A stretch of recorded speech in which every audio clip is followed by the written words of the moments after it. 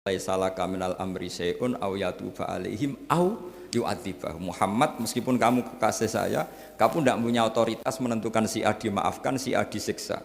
Otoritas itu hanya bagi saya, kata Allah. Sehingga banyak orang yang Nabi kurang srek karena membunuh pamannya Hamzah malah dikasih tobat sama Allah, namanya Wahsy. Wahsy itu orang yang Nabi gak suka karena pernah membunuh Sayyid Hamzah di perang Uhud. Tapi sama Allah marah dikasih tobat. Sa'labah yang sering ibadah di masjid, sering iktikaf, saking seringnya ibadah itu sampai digelari hamamatul masjid, merpatinya masjid. Tapi na'udzubillah beliau malah berakhir dengan su'ul khatimah. Kita tidak pernah tahu. Kenapa begitu? Karena begini, wilayah yang absolut itu hanya milik Allah Subhanahu wa Ta'ala. Sehingga Nabi kalau ketemu Wahsy ya bilang, iman kamu sudah saya terima, Islam kamu sudah saya terima. Tapi saya ini manusia, tolong sembunyikan wajahmu dari saya. Karena kalau saya ingat kamu itu mangkel, karena ingat kamu pernah membunuh Hamzah. Tapi saya sebagai Nabi harus nerima iman kamu, karena Nabi itu gak boleh dendam. Tapi kalau mangkel-mangkel sedikit kayaknya agak boleh mungkin ya. Mungkin itu ya. Tapi profesional, Nabi sebagai manusia gak berkenan melihat Wahsy, tapi sebagai Nabi legowo terhadap imannya Wahsy. Tapi Allah sendiri yang ngendikan laisa laka minal amri syai'un aw yatuba. Coba orang munafik, kayak apa salahnya orang munafik? Tapi ketika Allah ngendikan tentang orang munafik gimana? Wa yu'adzibal munafiqina in sa'a aw yatuba. Allah bisa saja menyiksa orang munafik insya'a kalau berkehendak, aw yatuba, atau Allah mengasih tobat. Nah, karena pendapat ahli sunnah itu lebih valid sesuai ayat-ayat Quran, maka yang diikuti mayoritas di dunia adalah mazhab ahli sunnah wal jamaah. Dan itu dimulai cara berpikir yang sederhana, yang berhak menentukan khitab ya yang punya, titik itu saja. Yang berhak menentukan khitab ya yang, lah tentu yang punya alam raya ini hanya Allah Subhanahu wa Ta'ala. Makanya Allah mensifati dirinya Malik Yaumiddin. Kita tidak bisa. Makanya bahaya ya, pikiran-pikiran kayak Khawarij itu bahaya. Sampai nggak usah tanya saya. Lalu Khawarij kalau di era modern siapa Gus? Anda provokator kalau tanya gitu. Ya itu tidak boleh provokator. Pokoknya pikiran itu salah karena membatasi otoritas Allah Subhanahu wa Ta'ala. Allah itu paling tersinggung kalau sifatnya dipakai, dicatut. Di Sahih Muslim itu ada riwayat, di hadis Muslim termasuk hadis Sahih itu Bukhari dan Muslim. Itu ada seorang soleh sujud. Pas sujud dia diinjek orang preman, kira-kira seperti itu kalau sama diinjek. Terus si yang sujud tadi bilang gini, wawahi, ada kata wawahi la yaghfiru wahu laka. Demi Allah, Allah tidak akan maafkan kamu. Saat itu juga Allah ngasih wahyu kepada Nabi di zaman itu, bilang ke yang sujud, pahala sujud tak cabut, dia tidak punya pahala, dan yang menginjek dosanya tak ampuni. Terus Nabinya tanya, kenapa ya Allah? Saya tersinggung, kata Allah, hanya disetatuskan nggak bisa memaafkan. Padahal wa anal ghafir wa anal akhid bidzunub. Saya adalah zat yang bisa maafkan, bisa nyiksa. Kenapa status saya tinggal satu? Allah kan bisa kan, walillahi mulkus samawati wal ardh yaghfiru liman yasha wa yu'adzibu man yasha. Tapi si yang sujud tadi menstatuskan Allah hanya satu, yaitu yu'adzib, menyik. Itu kata Allah, kok enak, saya ini Tuhan, bisa menyiksa, bisa mengampuni. Kenapa status saya jadi satu? Kamu kan mesti gak terima. Status kamu dihilangkan satu, terima enggak? Gak terima. Sebagai suami kamu tetap punya dua status, bisa meneruskan nikah, bisa menceraikan. Coba status kamu tak ambil satu, gak boleh menceraikan. Istri kamu gendut, walek, cerewet. Wah, posengnya bukan main itu. Sama mbak-mbak juga sama. Sebagai istri harus nurut sama suami gini-gini, tapi juga punya hak rafa. Hak mengajukan gugatan cerai jika suaminya tidak jelas. Mau nggak dicabut status hak rafa? Nggak mau. Kalau punya suami suwelek, jelek, sengaja goda perempuan lain, itu kan. Nah, Allah itu punya status bisa memaafkan, juga punya status bisa menyiksa. Terus orang-orang yang sok soleh dengan tanda kutip itu kadang-kadang inginnya Allah tuh nyiksa terus sama musuhnya. Kalau sama dia memaafkan terus. Terus corong Jawa kan aku mbahmu tapi kan gitu kira-kira itu. Kok enak gitu. Nah, jadi ya sudah seperti itu. Lagi-lagi kata kuncinya apa? beri otoritas itu hanya kepada Allah Subhanahu wa taala karena dia adalah pemilik otoritas sejati. Sehingga zaman Nabi siapa saja itu ya mungkin orang kaya apa dulu Khalid bin Walid. Perang Uhud kalah itu panglimanya orang kafir zaman itu siapa? Khalid bin Walid.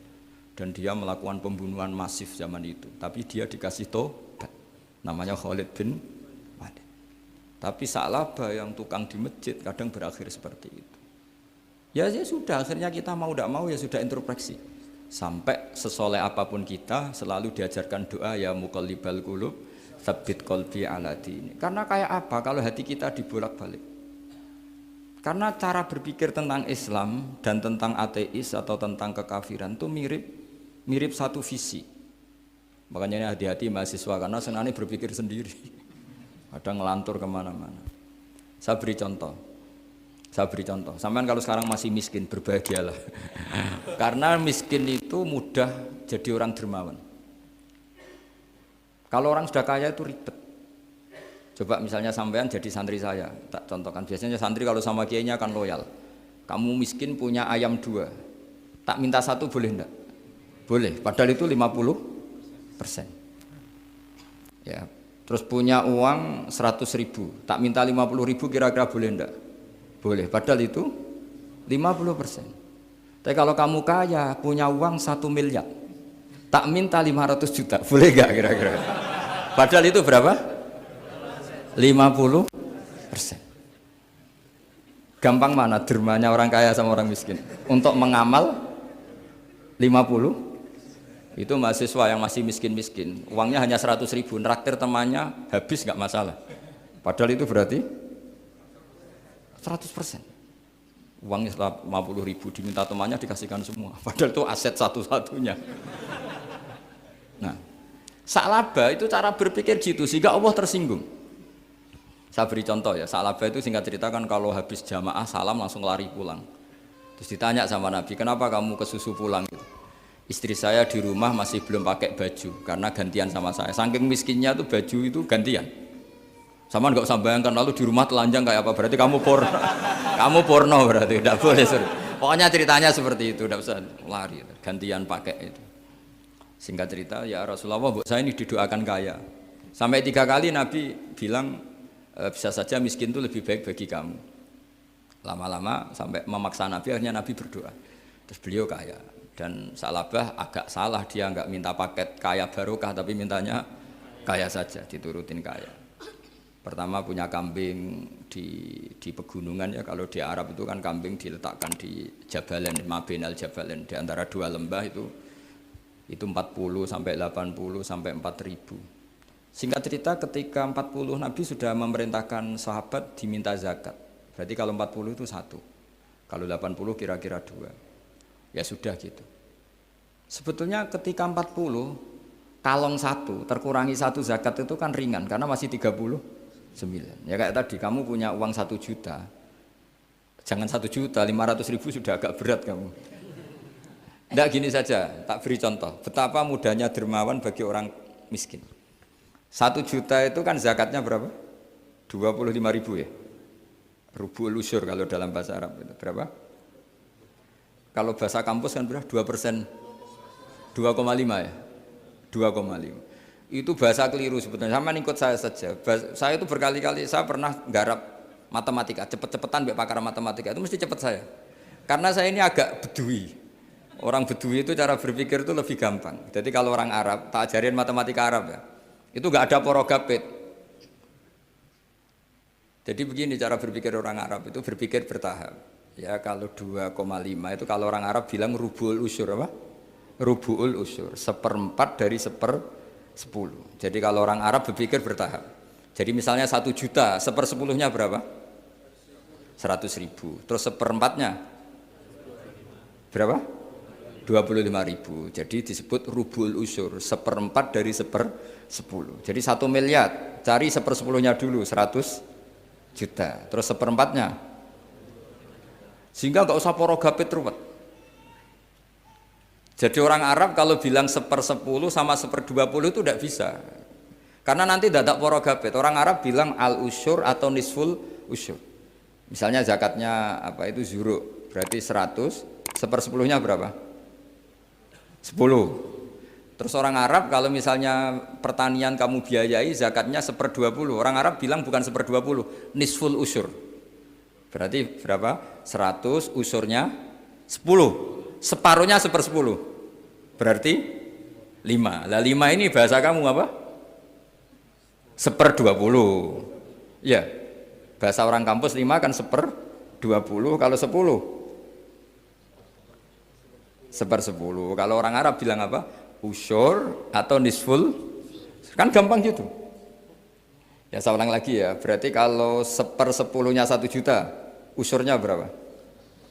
100, nisful usur 50. Ya, gampang mana matematika Arab sama matematika Indonesia? Daripada sampean nggih paragraf itu pusing saya lihat itu. Ya sudah gitu aja, pokoknya diusurkan semua. Orang Arab kalau bilang itu diusurkan semua. Berarti 1 juta. Misalnya zakat mal kan 2,5, berarti 1 juta usur dulu, berarti 100.000. Lah zakatnya itu rubul usur, 1/4 dari 1/10. Ya di 1/10 dulu, berarti 100. Habis itu rubul usur, 1/4 dari 1/10, berarti. Jadi gampang saja, 1 juta. Tulis saja langsung 100.000 usur, terus 1/4-nya 25. Gampang mana? Gampang lagi pakai kalkulator. Nah, sekarang begini. Kira-kira kalau kamu punya uang 1 juta diminta zakat 25.000 enteng enggak? Enteng. Biasa kan kita punya uang 1 juta naktir teman sampai habis 100.000, 200 enteng. Tapi kalau sudah 10 juta 10 juta berarti rubul usurnya berapa? 250. Kalau 1 miliar 25 juta. Wah itu sudah pikiran kamu kan bikin toko baru, bikin konter baru. Nah kalau 100 miliar berapa? 200. Nah, sak labah ini ketika dimintai zakat ketika 40 enggak, masih kambing 40 enggak mau, 80 enggak mau, sampai hampir 4.000. Kalau 4.000 misalnya digawe rata-rata 51 aja, digawe bulat ya. Berapa sebenarnya? Per 1.000 kan 20. Ya kan? Per 1.000 kambing kalau dipakai 50 saja, per 1.000 kambing berapa? 20 kan? 20. Kalau 4.000? 80. Kira-kira itu misalnya dipakai 50, apalagi itu 40 lebih banyak lagi. Akhirnya ngomentari sahabat yang disuruh Nabi ngambil zakat, wah ini tidak zakat, pemerasan. Karena jumlahnya sudah signifikan. Maka kalau kamu ingin dermawan sekarang, itu bisa dermawan 50%. Itu punya 2 ayam kurus lagi. Diminta masjid untuk syukuran, bawa aja. Punya kambing kurus 2, kata kamu hanya itu, ada panitia masjid minta sumbangan, kasih aja 1, sudah ngamal 50%. Tapi kalau punya sapi limusin 2 yang per 1 harganya 70 juta, kalau diminta 1 kan nilainya tetap 50%. Gampang mana orang miskin sama orang kaya ngamal? Orang miskin. Terus kedua hebatnya orang miskin itu kalau ngamal itu dramatis. Oh, itu. Betul itu. Jadi makanya kenapa Nabi suka orang miskin. Loh, saya pernah ditanya, saya ini punya teman yang kaya raya. Dia biasa ngamal 1 miliar, 2 miliar. Dia nggak terima sama fatwa saya, Gus kenapa Anda masih muji orang miskin? Ngamalnya tuh banyak saya sekali ngamal bisa 1 miliar, setengah miliar. Tapi kata saya, ngamal kamu itu tidak dramatis, nggak seru kata saya. Terus dia tanya, kok bisa Gus? Dia orang kaya, paling ngamal 1 miliar untuk bangun masjid, 1 miliar, setengah miliar bangun pondok, setengah miliar. Tapi kalau orang miskin, misalnya tukang beca, orang miskin kan pasti kawannya orang miskin. Kan nggak mungkin orang miskin utang Abu Rizal Bakri, utang Yusuf Kala kan nggak mungkin. Kenal saja ndak. Orang miskin kan utangnya sesama orang miskin. Itu pasti itu kan hukum sosial itu. Nah ternyata itu apa? Hari itu anaknya ndak makan, hari itu istrinya mau kelahiran. Utang sesama miskin, diutangi 50.000. Tapi uang ini dramatis, kalau hari itu nggak makan mati. Artinya apa? Ada orang ngamal 1 miliar untuk bangunan, kadang aksesoris, yang satu ngutangi 50.000 tapi taruhannya nyawa. Nah sekarang menyelamatkan nyawa sama bangunan keren mana? Maka berbahagialah orang miskin karena komunitas mereka ini utang piutang urusan apa? Nyawa.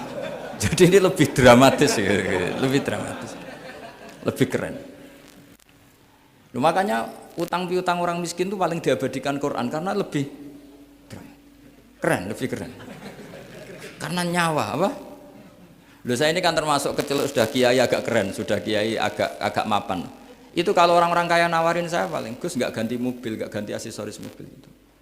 Itu nggak keren. Al-Nadikan tetap ngamal pun nggak keren. Tapi kalau orang miskin, saya sering kan dengar cerita mereka orang itu ngeri. Kayak cerita yang diabadikan Quran itu, wa yu'thiruna ala anfusihim wa law kana bihim khasasah. Itu Nabi ngumumkan saya punya tamu tapi hari ini saya tidak bisa hormat tamu. Ada sahabat yang usul, saya ya Rasulullah. Perlu dicatat dulu di Arab tuh nggak ada warung, nggak ada GoFood, nggak bisa kamu pesen online terus. Wah nanti delivery gitu nggak bisa. Nah terus akhirnya datang ke rumahnya, datang istri saya ada makanan ada hanya untuk jatahnya bayi. Terus ya sudah bayinya kamu tidurkan supaya jatah itu dimakan tamunya Rasulullah. Tapi kan jatahnya orang satu, tamunya kan malu kalau nggak ada yang nemanin. Terus ya sudah lampunya dimatiin, pura-pura kamu nemanin. Wes yang satu ya ada piring sama sendok pura-pura nemanin, yang satu makan betul. Itu diabadikan Quran. Karena apa? Drama.